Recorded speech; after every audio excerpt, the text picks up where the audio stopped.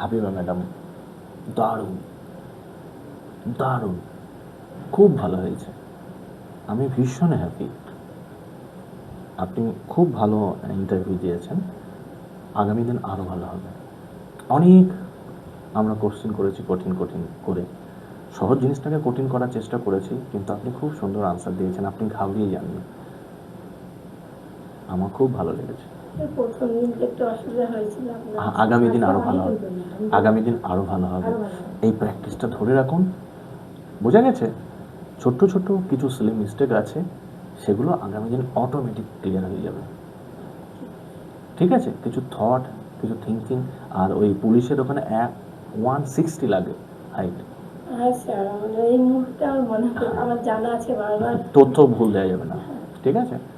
বেশ, চলো, ভালো থাকবেন। হুম।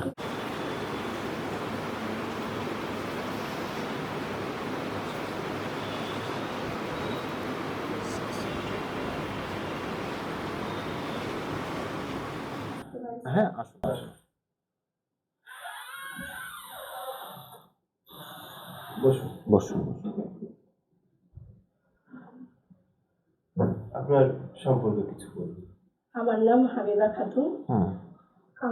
আমি মুর্শিদাবাদ জেলার কান্দি থানার অন্তর্গত লক্ষ্মীনারায়ণপুর গ্রামের বাসিন্দা। আমি 2022 সালে আমার সর্বোচ্চ শিক্ষা বাংলা অনার্স নিয়ে গ্র্যাজুয়েশন কমপ্লিট করেছি এবং বর্তমানে আমি সরকারি চাকরির জন্য প্রিপারেশান নিচ্ছি। আর আমি নতুন কাজ শিখতে আগ্রহী এবং আমি অত্যন্ত পরিশ্রমী। আপনি কোন চাকরির জন্য চেষ্টা করছেন? আমি যে কোনো সরকারি চাকরির জন্য প্রস্তুতি নিচ্ছি। আর আজকে আপনি পার্টিকুলার কোনো এক্সামের জন্য এসেছেন মকে? হ্যাঁ স্যার, আমি আজকে WBSSC গ্রুপ ডি মকের জন্য এসেছি। আচ্ছা, WBSSC গ্রুপ ডি, WBSSC বলতে কি বোঝেন ম্যাডাম আপনি? West Bengal hmm. School service commission. West Bengal school service commission. আচ্ছা, এখন হেড আছেন কে? এখন হেড আছেন কে?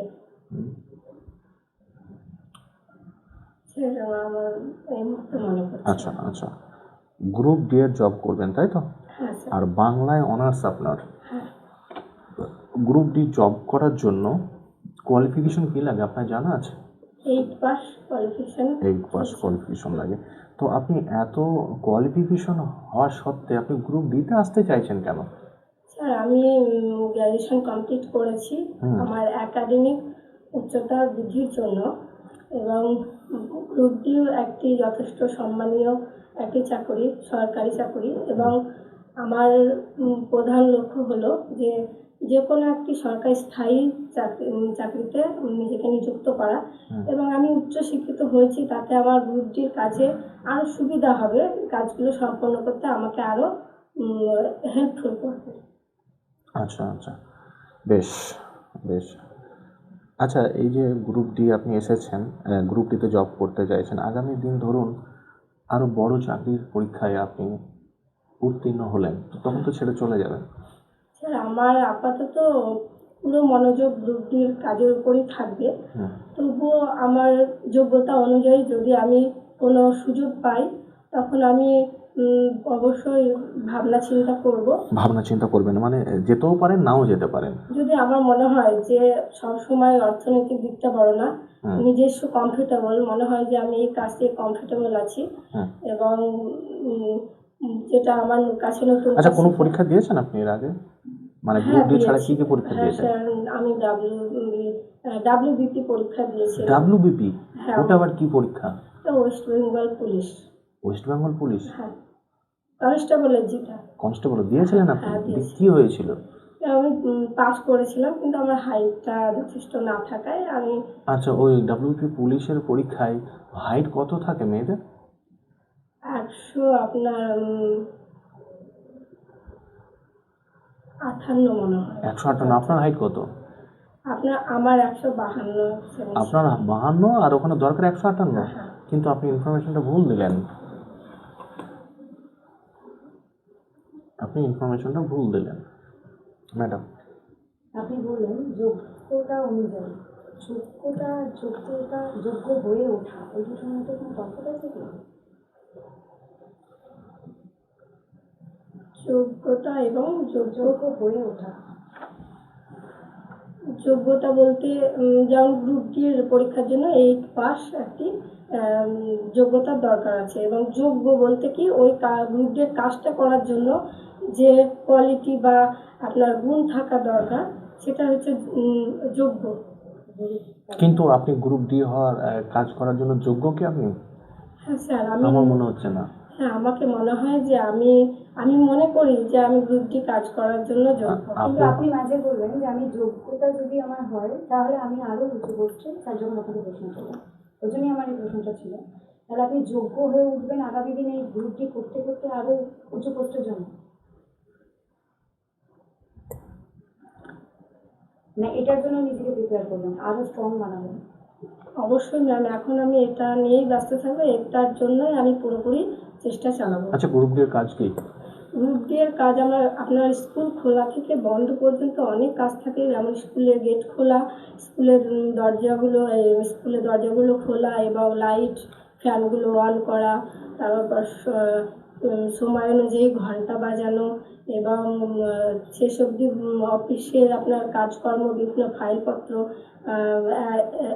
এক জায়গা থেকে অন্য জায়গায় নিয়ে যাওয়া, এবং বিভিন্ন হয়তো অফিসিয়ালি কাজ থাকলেও পোস্ট অফিসে যেতে হতে পারে, কিংবা ব্যাংকেও যেতে হতে পারে, কিংবা স্কুলে বইপত্র আনার জন্য এসআই অফিস যেতে হতে পারে ইত্যাদি, এবং শেষ অবধি স্কুল বন্ধ আচ্ছা, একটা করার স্কুলে কাজ। কতগুলো গ্রুপ ডি স্টাফ থাকতে পারে এটা আমার জানা নেই। জানা নেই। আচ্ছা, আপনি যে কাজগুলো বললেন এই কাজগুলো কি আপনি নিজে পরিচালিত করবেন না কারোর দ্বারে পরিচালিত হবেন? না ম্যাম, আমাকে স্কুলের আমার ঊর্ধ্বতন কর্তৃপক্ষ আমাকে নির্দেশ দেবেন, সেই অনুযায়ী আমাকে কাজগুলো করতে যদি হবে। আপনার নিজেকে থাকে সে কিছু বলতে আপনি শুনবেন না? বুঝতে পারলাম মানে না। আপনার সমকক্ষ যদি কেউ থাকে সে যদি আপনাকে কোনো কিছু, হ্যাঁ, সেটা স্কুলের আপনার সমস্ত কাজে আমাকে করতে হবে। যেমন কিছু কিছু কাজ যেগুলো আমার দায়িত্বই থাকবে, সেগুলো স্যার বা হেডমাস্টার ওনারা না বললেও আমাকে ওগুলো করতে হবে। যেমন স্কুলের বাথরুমগুলো পরিষ্কার পরিচ্ছন্ন রাখা, স্কুলের পরিবেশ পরিষ্কার পরিচ্ছন্ন রাখা, এগুলো কিন্তু আমার সম্পূর্ণ নিজের ওটা দায়িত্ব। আচ্ছা, একজন মানে সহকারী শিক্ষক কোনো একটা কাজের জন্য আপনাকে বললেন, ঠিক সেই সময় হেড টিচারও একটা কাজের জন্য বললেন, তাহলে আপনি কোন কাজটা আগে করবেন?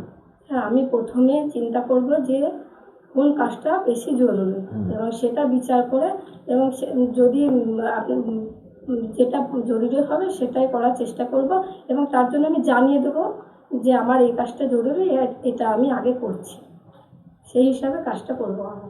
তাই হেড স্যার অখুশি হবে না? হেড স্যারকে আমি জানিয়ে দেবো, কিভাবে জানাবেন?